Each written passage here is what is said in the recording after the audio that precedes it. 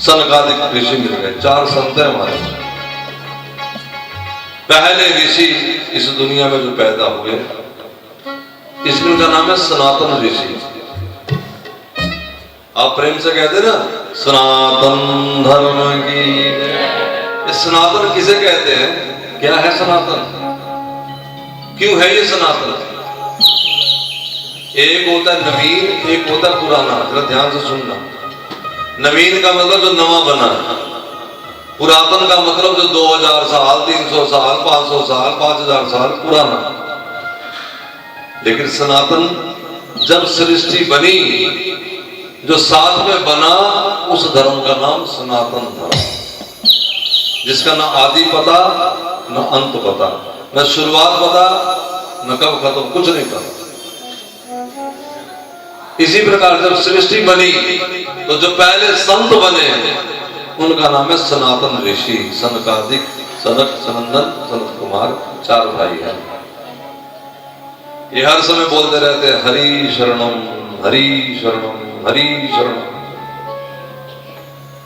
नाम सारे एक जैसे हैं। कोई गोविंद कहता है, कोई गोपाल कहता है, कोई राम कहता है, कोई कृष्ण कहता है, कोई सतनाम वाहेगुरु कहता है, कोई अल्लाह कहता है, कोई खुदा कहता है। सब ठीक है, कोई गलत नहीं है। लेकिन ये नहीं करना कि मैं 2 माला शिव जी भी कर लेनी है, फिर 2 दुर्गा जी भी, एक ही कर लेनी है, किसी की कर लो, एक ही कहानी है सारी। अब बताओ, आप अगर कुल्ला करेंगे या प्रसाद पाने के बाद हाथ धोने हैं तो एक किसी साबुन से धो लेते हैं, लाइफ बॉय, लक्स, निरमा, किसी एक से, या सारे बारी बारी? या लक्स वाले धो लेते हैं, थोड़े निरमा वाले भी धो, थोड़े लाइफ वाले तो रह गए। ऐसा होता है? अगर ऐसा कोई करेगा तो आप क्या करें? हंस रहे देखो। इसका मतलब आपको पता है कि एक ही बात है, किसी भी साबुन से धो, कंपनियां अलग अलग है। समझ आ गई बात में? नहीं। जो कंपनी बनाती है वही देती टीवी बैठ के, इसी साबुन को यूज करो। इसी प्रकार जो संत ने जो नाम जपा होता है उसी की बात करता है, इसको जप लो। इसका मतलब नहीं कि केवल उसी से बात, जैसे मैं कहूंगा बार बार आपको कि हरे राम, राम राम हरे हरे, हरे कृष्ण कृष्ण कृष्ण हरे, क्योंकि मैं इसी को जपता हूं। लेकिन इसका मतलब ये नहीं कि कोई गोविंद गोपाल जपेगा तो उसकी बात नहीं बनेगी, उसकी भी उतनी ही बात बनेगी। समझ आ रही है? कोई नाम बड़ा छोटा नहीं होता। ये भ्रम तो पहले दिन ही निकालो, सब एक जैसा है। ठीक है, वाटर कह लो, जल कह लो, नीर कह लो, आग कह लो, पानी कह लो, एक ही कहानी। सनकादिक ऋषि हरि शरणम जपते, और जप के बल से इनकी उम्र 6 साल है, बस 7वां साल इनको लगता नहीं। इसके 2 तरीके समझे जा सकते हैं। एक तो ये कि वो रहे 6 वर्ष के, 7वें साल में आई नहीं, या दूसरा तरीका ये कि उम्र भले उनकी 100 साल हो गई हो, लेकिन उनकी मन बुद्धि 6ठे साल में अटक गई। 7वां उनके मन बुद्धि एकदम अबाध, अबोध बुद्धि, जिसमें मन में विकार आया ही नहीं, मन के कभी गंदी सोच बनी ही नहीं। जब के बल वो नारद जी को मिल गए। नारद जी ने बताया कि इस तरह मेरा प्रश्न है, सत्कर्म की बात की, मैं क्या करूं? तो उन संतों ने बताया कि आप जानबूझ करके इतना ये घूम फिर रहे हैं क्योंकि आप भागवत की महिमा को उजागर करना चाहते हैं। ये तो आप पहले सुन चुके ब्रह्मा जी के मुख से। नारद जी कहते जानता तो हूं, लेकिन मेरे मन में एक प्रश्न है। क्या? कि मैंने भक्ति को वेदों के मंत्र सुना दिए। जब वेदों के मंत्र से कोई बात नहीं बनी तो भागवत भी तो वेदों का सार है। भागवत वेदों का सार है, और जब महाराज वेदों से बात नहीं बनी तो सार से कैसे बन जाएगी? सनकादिक ऋषि हंसने लगे। उन्होंने कहा नारद जी, आम के पेड़ के और छोर में, तने में, जड़ में, पत्ते में, टहनी में, फूल में आम का रस होता है। फल में तो होता ही होता है, लेकिन अब तुम बताओ जी लुधियाना वालों कि आम का पेड़ का तना खाना वो स्वाद वाला होगा कि फ्रूटी पी लेना स्वाद है? फ्रूटी गट से पी जाओ। गन्ने के और छोर में गन्ने का रस होता है, ईख में, ईख समझते गन्ना। अब किसी माता बुढ़िया को गन्ना चूसने के लिए दे और उसके ऑपोजिट किसी को गन्ना गिलास जूस भर के दे, तो माता जी किसको पसंद करके पिएगी? वो जूस कर पिएगी। वो क्या करेगी? गन्ना सिर मारेगी, जो चुबाए नहीं दांती नहीं है। ये तो उनका काम है, जो बड़े विद्वान हो वो वेदों का रस निकाल ले। लेकिन जो सर्वसाधारण लोग हैं उन्हें इतना दूर जाने की जरूरत नहीं। सनकादिक ऋषि बोले वो भागवत रस पी ले, उनका काम। इतना जोर लगाने की जरूरत नहीं। भागवत रसमाल्यम, ये रस का घर है।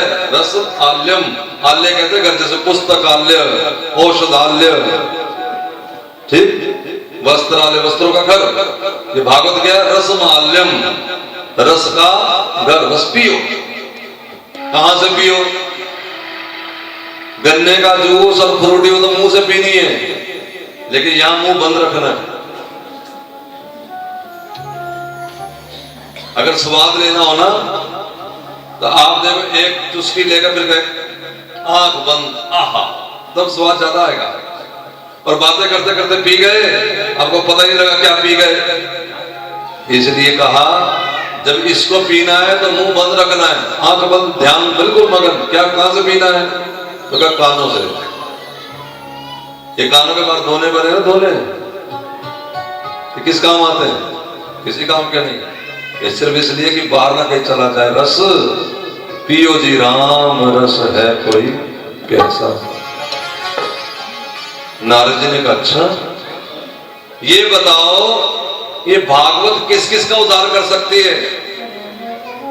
किसी ने पहले गीता जी का पाठ किया हो उसका, या किसी ने बड़ी अमृतवाणी सुनी हो उसका, या किसी ने शिवरात्रि नवरात्रि रखे हो उसका, या फिर कोई नालायक निकम्मा हो उसका भी कर सकती है। कोई शराबी जुआरी आ जाए उसका भी कर सकती है। किसी ने जीवन में कोई सत्कर्म ना किया उसका भी कर सकती है क्या? तब सनकादिक ऋषियों ने कहा नारद जी अब आप ध्यान से सुने कृपया। ये भागवत केवल उन्हीं का उद्धार नहीं कर सकती जिन्होंने इस दुनिया में जुर्म किए हों। ये भागवत उनका भी उद्धार कर सकती है। यदि कोई ऐसा आदमी दुनिया से चला गया है जिसने जिंदगी भर ना कोई सत्कर्म किया, ना कोई पूजा पाठ किया, सारी जिंदगी बस गंद गंद गंद गंद पाप कमाता रहा, यदि उसकी माता पिता, उसके बच्चे, यहां तक उसका दोस्त या फिर उसके लिए कोई साधु बैठ करके भी इस भागवत का श्रवण कर ले उसके निमित्त, तो ये 2 in 1 काम कर देती है। क्या? जो सुन रहा है उसका भी कल्याण कर देगी, और जिसके लिए सुन रहा है यदि वो प्रेत बन के नरक में बैठा हो उस प्रेत का भी उद्धार कर सकती है ये भागवत। इसलिए प्रेम से बोलो भागवत महाराज की। कोई उदाहरण है किसी का उद्धार हुआ आज तक? हुआ है। किसका? तो एक आत्मदेव नाम का ब्राह्मण था, उसकी पत्नी धुंधली, घर में सब कुछ था लेकिन संतान वंतान नहीं थी। कौन है आत्मदेव? ये आत्मा ही आत्मदेव है। हमारे अंदर आत्मदेव दिखाते लोग, आत्मदेव के दर्शन हो गए, होते वैसे किसी को नहीं, बाकी हो गए। चलो मान लो आत्मा ही, बोलो बोलो, आत्मदेव है। पत्नी धुंधली कौन है? बैठ जाओ बैठ जाओ, बाद में वाले बैठते जाओ। आपको जो रोक रहे हैं, अभी मैं बीच में बोल दूं, मैंने सोचा था अंत में फिर दोबारा बोल देंगे। पहला दिन है, कोई बात नहीं। कथा का टाइम 2 बजे से होगा। आज 3 बजे इसलिए रखा था क्योंकि पहले शोभा यात्रा थी, और ठीक 2 बजे ही होगा। मैं 3 बजे आ गया था। कथा बड़ी विस्तार से है, और यदि आप समय हमारे पास पूरा मिथा हुआ 3 घंटे, 3.25 घंटे बस। 2 बजे से 5:15 साढ़े 5 तक का टाइम हमारे पास। यदि आपको आनंद में सुननी है, ध्यान दो मेरी तरफ, तो फिर 2 बजे का टाइम देके 3 बजे तक इकट्ठे होते रहो। धीरे धीरे धीरे धीरे करके 4-5 बज ही जाएंगे, फिर आरती का टाइम हो जाएगा, चलो सुन लिया बस। क्योंकि कथा सुनी जाती है, सुनाई नहीं जाती। सुनाओगे तो मैं उतना जितना तुम बैठ जाओगे। अच्छा बाई दा में किसी को कोई काम पड़ गया, कोई बड़ी देर से आ सकता है, कोई कारण है कोई घर में, वो आओ जरूर, थोड़ा देर से भी आ सकते हैं, लेकिन आकर शांति से पीछे बैठ जाओ। और कुछ इस तरह से बैठो कि जगह बनी रहे, आने से इधर से भी रास्ता, इधर से भी, तो बीच में रास्ता बना रहे। ये नहीं आए बाहर से धप वहीं बैठ के गेट पे, थोड़ी होश में आना, ठीक है। और दूसरा, बीच में खलल नहीं पैदा करना। आपको जो भी दिल फुल, जो भी आपको भेंट करना है जरूर करें, या तो फिर 2 बजे से पहले या फिर आरती के बाद। आरती हो जाएगी, फिर आप आराम से माथा टेके, हम बैठे रहेंगे, हम माथा टेके, ठीक है। ये सबको स्वीकार है ना, बाकी को बाद में बता देंगे। बाकी आओ, अगर कोई कह रहा बैठ जाओ तो मान लो उसकी बात, क्योंकि वो हमारे, हम नहीं कह रखा कि बैठा दे। जय जय श्री राम। तो आत्मा ही आत्मदेव है। ये पत्नी कौन है? तुम्हारी बुद्धि। ये धुंधली है, ये कभी स्पष्ट नहीं देखती, साफ नहीं देखती, हमेशा शक बना रहता है। हाँ, हमें कार्ड आया, कह तो गए विद फैमिली, जाऊं कि ना जाऊं, ये कैसे चक्कर है? मतलब स्पष्ट कभी है ही नहीं है। इतने नजदीक में भी स्पष्ट नहीं है, अपने पिता के घर जाना वहां भी स्पष्ट नहीं है। दूर दराज की रिश्तेदारी को तो छोड़ो, पिताजी के यहां से न्योता आया है, वहां भी स्पष्ट नहीं है। छोटे भाई को तो कह दिया फोन करके, हमें तो फोन अलग से किया नहीं। अरे कार्ड दिया ना भाई, कार्ड तो उन्होंने सारा दिया, कार्ड तो गली में भी दे दिया, हमें एक बार मुंह से नहीं कहा। कुछ ना कुछ उलझन में रहती है, स्पष्टवादी नहीं है बुद्धि। ग्रंथ के ऊपर भी अगर कोई श्लोक पढ़ेगा, उसके भी अर्थ 2-2, 4-4 निकालने में उन्हें तो पता नहीं कि मतलब। और तो और राम जी पे आरोप, कृष्ण पे आरोप, संतों पे आरोप, ग्रंथों पे आरोप। ऐसा कहां लिखा, ऐसा क्यों लिखा, ऐसा कैसे हो गया? क्योंकि बुद्धि स्पष्टवादी है ही नहीं, धुंधली। अच्छा संतान सारी है, संतान नहीं है, बाकी सब कुछ का मतलब कि हमारे घर में सुख संपदा सारी है, लेकिन इस बुद्धि को यही नहीं पता इसने करना क्या, इसका कोई उद्देश्य ही नहीं है। क्यों जी रहे बताओ? सुबह होती है, शाम होती है, जिंदगी यूं ही तमाम होती है। सवेरे हो गई, शाम हो गई, बस सो जाओ, सवेरे उठे फिर रात को खा रहे हैं, अभी प्लेट भरी पड़ी है, चावल पूरे भरे पड़े हैं, 10 फुल के आगे रखे हैं, सवेरे की बनाइए, पहला तो खा लो, वो बचेगा नहीं, पूरी रात में सवेरे बन जाएगा।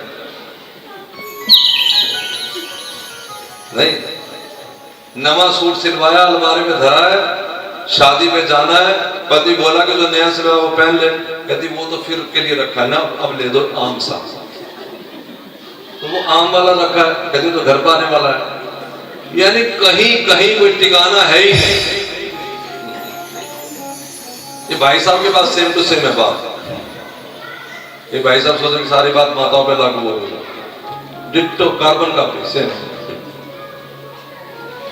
ये होता है,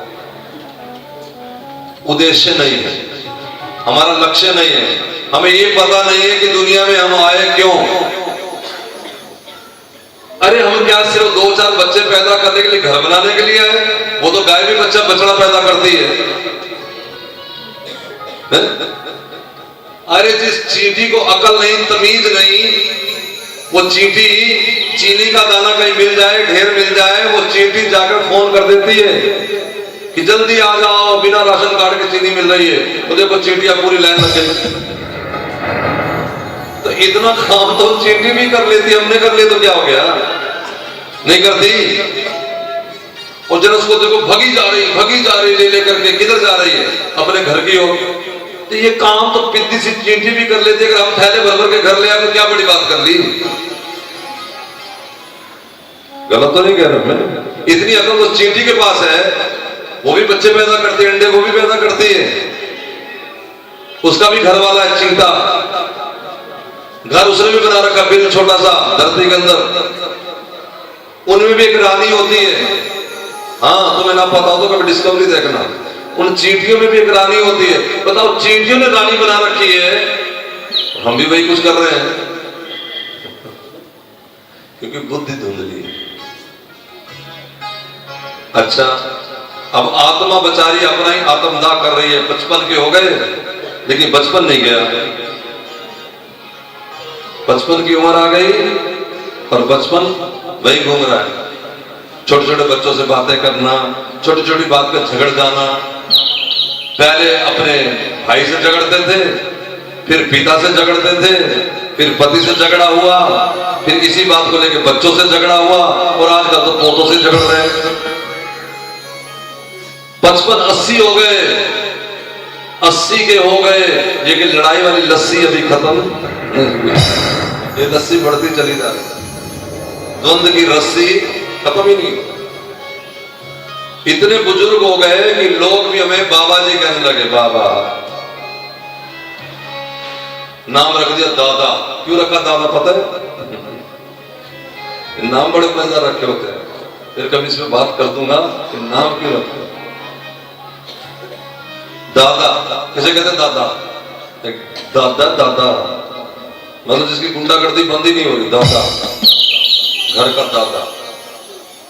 हाँ, जीजा जी नाम कहते, जीजा जी। क्यों कहते जीजा जी? जिसके आते भी जी, जाते भी जी, अंदरों जा जी,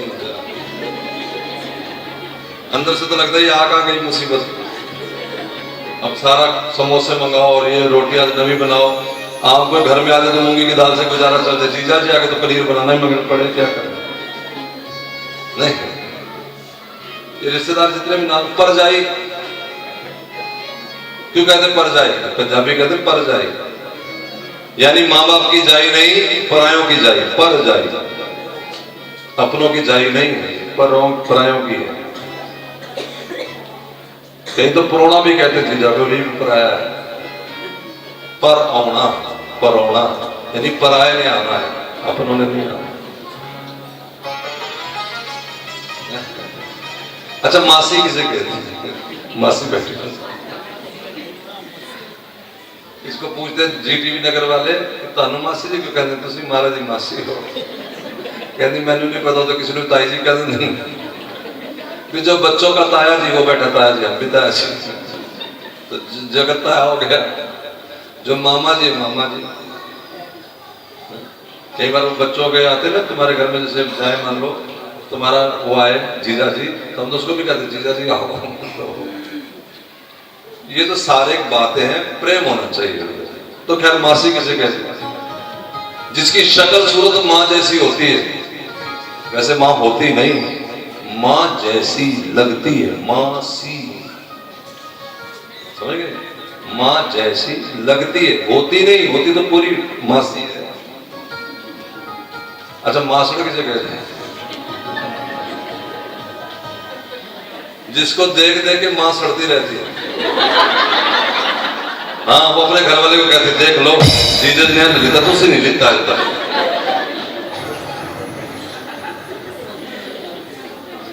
अच्छा, बुआ किसे कहते हैं? देखो आप खत्म कर लेते सारा सिलसिला शुरू। ये बुआ बड़ी मजेदार है। इसका नाम ऐसे ननद भी है। इसके दो नाम निकलते हैं, एक तो आनंद, इसके आते घर में आनंद आ जाता है इसलिए ननंद, और एक ना आनंद, इसके आते आनंद खत्म। ये तभी आती है जब दो काम होते हैं घर में। जरा ध्यान देना, बुआ, इसके आते बू आएगी। बू का मतलब खुशबू भी हो सकता है और बू का मतलब बदबू भी हो सकता है। ये आएगी घर में, या तो ढोल बजेंगे या जूता चप्पल बजेंगे, बजेंगे। ये सिंपल नहीं आती। जब आएगी थैला लेकर के, या तो फिर फूल मिठाइयां बटेंगी, बुआ आ गई है। ये बड़ी प्यारा रिश्ता बुआ। और अगर गुस्से में आ गई तो समझो फिर अब कला पूरा तैयार। और इसके साथ एक और आता है, उसका नाम है फूफा। उसको क्यों कहते हैं फूफा? जिसे कोई पूछता नहीं मेरी फूफा, कोई नहीं पूछता इसको। ना इसको पूजा में बिठाओ, ना इसको अंतिम क्रिया में बिठाओ, ना इसको कहीं हवन में बिठाओ। वो हाथ भी नहीं लगा देते, लेकिन कुर्सी में बैठे थे, सबको इसी का राज चल रहा है। फूफा, मेरी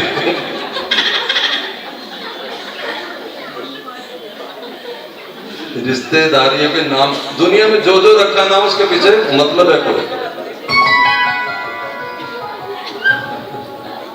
बोल वृंदावन।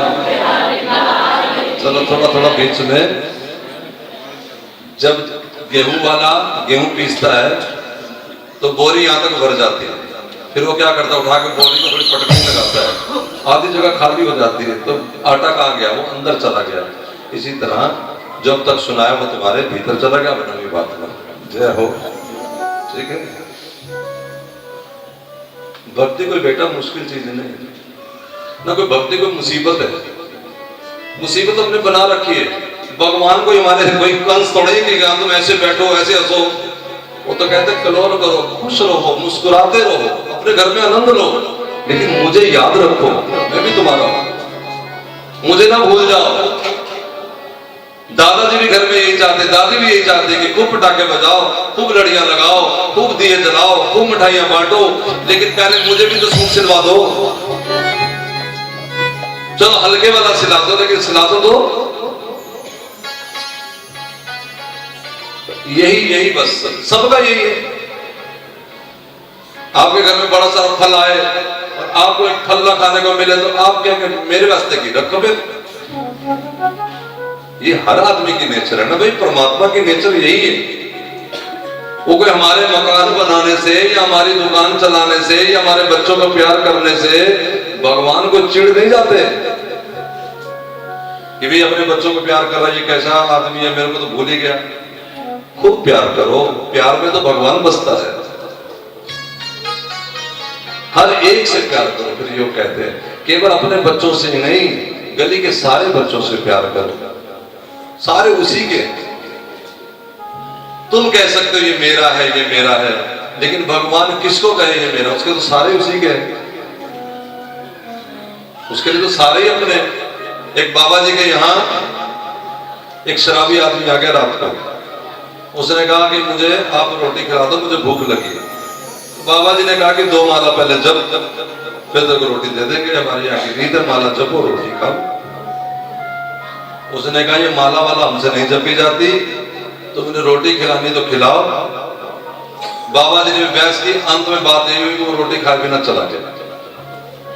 अब सवेर हुई, जिन्होंने घर में ठाकुर जी पधराए हुए हैं, भगवान की मूर्त रखी हुई है या भगवान का मंदिर सजा रखा है, हर एक ने लगभग सजाया होता है। तो जो भगत प्रेमी लोग होते हैं उनको पता लग जाता है कि भगवान आज उदास से लग रहे हैं या भगवान आज खुश से नजर, ये उनको तो फीलिंग होता है। अब लोग पूछते हैं एनु क्यों पता लग गया ठाकुर जी ये कह रहे हैं, ये पता लग जाता है, ये बताने की चीज नहीं है। ये तो जिनको माँ को पहले पता लग जाता है कि आज बेटे के साथ कोई हादसा हो गया, और माँ को कैसे पता लग जाता है भाई? नहीं। तो बाबा जी मंदिर में गए तो मूर्त उदास थी, तो बाबा जी ने कहा कि प्रभु क्या ऐसा हो गया कि आपने, तो ठाकुर जी की आवाज आई कि तुमने रात को रोटी क्यों नहीं खिलाई उसको। कहते सरकार वो 2 माला ही जपता रहा। मैंने कहा कि जप ले। ठाकुर जी ने पूछा कि ये सारी दुनिया क्या 2 माला जपती है क्या? मैं तो सबको रोटी देता हूं। मैंने तो कभी नहीं कहा कि इसके लिए पानी है, इसके लिए पानी नहीं, इसके लिए हवा है, इसके लिए हवा नहीं, इसके लिए गर्मी है, इसके लिए सूरज की गर्मी, सबके लिए बराबर। जप लेंगे तो मुझे खुशी होगी कि मेरे अपने हैं, मुझे याद करते हैं। नहीं जपेंगे तो मैं कोई इनको ताना नहीं मारने जा रहा, फिर जो इनको कर्मों का फल है भोग लेंगे, ठीक है, मेरी तरफ से कोई गिफ्ट नहीं मिलेगा अलग से। लेकिन जो जपेंगे वो मेरे हैं और मेरी सारी संपदा उनकी। लेकिन आम आदमी को भी रोटी तो मैं दे देता हूं। भूख रोटी देने का मतलब ये होता है कि अगर आपके घर में 1000 रोटी पड़ी हो लेकिन आपको भूख ही ना हो तो रोटी आपके किसी काम की नहीं। तो भूख तो भगवान दे ही देते हैं, और भूख होगी तो रोटी भी नहीं कमाएंगे तो मांग लेंगे। तो आत्मदेव को लक्ष्य नहीं था, कथा में आ जाते हैं। ये रोता रोता रोता एक समुद्र किनारे, एक नदी किनारे चला गया कि मैं इसमें आज भूख के मर जाऊंगा। एक संत मिल गए, संतों ने समझाया कि अरे औलाद हुई भी तो क्या काम की है, बड़े लोगों के यहाँ संतान है तो उन्होंने क्या कर लिया? जो भगवान ने जैसा दिया वैसा ठीक है, जरा ध्यान से सुनना आप लोग। पुत्र हो गया तो ठीक है, पुत्री हो गई तो ठीक है, नहीं होगी तो ठीक है। एक होता है करना, एक होता है होना। जरा ध्यान देना बेटा, करने में हमें सावधान रहना है, होनी हमारे हाथ में नहीं है। हमारा काम करना है, हमने बेटे को शिक्षा देनी है, फीस देनी है, पढ़ेगा कि नहीं पढ़ेगा ये हमारे हाथ में नहीं है। वो तो विधाता ने इसके अनुसार बना के भेजा कि ये कैसा बनेगा, क्या बनेगा, कब कहां क्या होगा, ये तो ठाकुर जी की रजा में है। इसमें कोई बड़े से बड़ा संत पीर फकीर कुछ नहीं कर पाया आज तक। नहीं तो पुलस्त का नाती कभी रावण नहीं होता। दशरथ का बेटा राम जंगलों में नहीं जाता। महाराज जनक की पुत्री वनवास नहीं करती। कितनी शर्त रखी जनक ने कि जो धनुष उठाएगा, जो धनुष खंडित करेगा, यानी इतना इंश्योर्ड करने लगा अपनी बेटी को कि मैं अपनी बेटी को वहां ब्याऊंगा जहां राज करे। चक्रवर्ती सम्राट थे राजा दशरथ। राम वो थे जो राजकुमार कोई ना कर पाया, सबके बीच में धनुष तोड़ के ले गए, लेकिन बेटी सुख भोग सकी। 13 साल जंगलों में खाक छानती रही, 1 वर्ष कैद बन के रही राजा रावण के यहाँ, और फिर घर आते फिर वनवास वाल्मीकि के यहाँ। क्या कर लिया राजा जनक ने और क्या कर लिया दशरथ ने। और संत कौन है इनके पास? एक के पास तो गुरु वशिष्ठ ही है, भरत जैसा संत घर में है। जब दशरथ मर गए तो ये बात वशिष्ठ ने स्वीकार भी की है रामायण के अनुसार। सुनो भरत भावी प्रबल बिलख क्यों मुनिनाथ। वशिष्ठ ने कोई ऐसे नहीं कह दिया, दोनों हाथ सिर में ऐसे रो करके, पहाड़ मार करके, सुनो भरत भावी प्रबल, हे भरत होनी बड़ी बलवान है। बिलख क्यों मुनिनाथ, हृदय फट गया मुनि का, चित्कार हुई, लेकिन कहा कि बेटा मैं कुछ कर न सका, क्योंकि 6 चीजें भगवान ने अपने हाथ में धरी। वो 6 चीजें कौन सी हैं? जीवन मरण, यश अपयश, लाभ हानि, ये सब विधिघात है। ये विधाता के हाथ में है। कब हमें नुकसान होगा, कब फायदा होगा, कब हमारी जय जयकार होगी, कब दुत्कार मिलेगी, कब जीव जन्मेगा, कब जीव मरेगा, ये सब विधाता के हाथ में। इसमें कोई कुछ नहीं कर सकता। 6 चीजों के बाद आप जो मर्जी करो। दुकान खोल सकते हो बस, कारोबार खोल सकते हो बस, वो कारोबार फलेगा कि डूब जाएगा ये तुम्हारे हाथ में नहीं है। हम अपनी बेटे का विवाह कर सकते हैं आपस में, लड़की लड़के का, लेकिन कोई पक्का नहीं कि संतान होगी ही होगी, और हुई तो पुरुष होगा कि स्त्री होगी ये भी कोई गारंटी नहीं है। बहू को ताना मारने का कोई मतलब नहीं है। बहू ने कोई स्पेशल कोई कोर्स नहीं होता कि लड़की पैदा होगी कि लड़का पैदा होगा। इसमें बहू क्या करेगी बेचारी? क्यों सास को ताना मारती जा रही है कि तूने लड़की ही पैदा की, तूने लड़की ही पैदा की। तो जो कोई ऐसा बैठा वो भी समझो इस बात को, ये किसी के हाथ की चीज नहीं है। कहा संतों ने इस तरह समझाया जो मैंने आपको बताया, लेकिन ये बातें उनको तो समझ लग जाती है जब मन न्यूट्रल होता है। और जब मन किसी चीज में दुखी या सुखी होता है, ज्यादा डूबा होता है किसी चीज में, तो मन को ये बातें समझ नहीं लगती। आत्मदेव ने कहा कि मुझे तो आप पुत्र दो, नहीं तो फिर नदी में धक्का दो। मेरे को तुम्हारे प्रवचन जम नहीं रहे। संतों ने कहा कि फिर ये फल ले जाओ। ये फल क्या है? ये जो आपने सुना ना, भी ध्यान दो मेरी तरफ, ये जो सुन रहे हो ये किसके लिए है? तुम्हारे अपने लिए। मैं जो सुना रहा हूं किसके लिए? मेरे अपने लिए। ये पड़ोसियों के लिए नहीं है। पहले सुन रहे हो ना,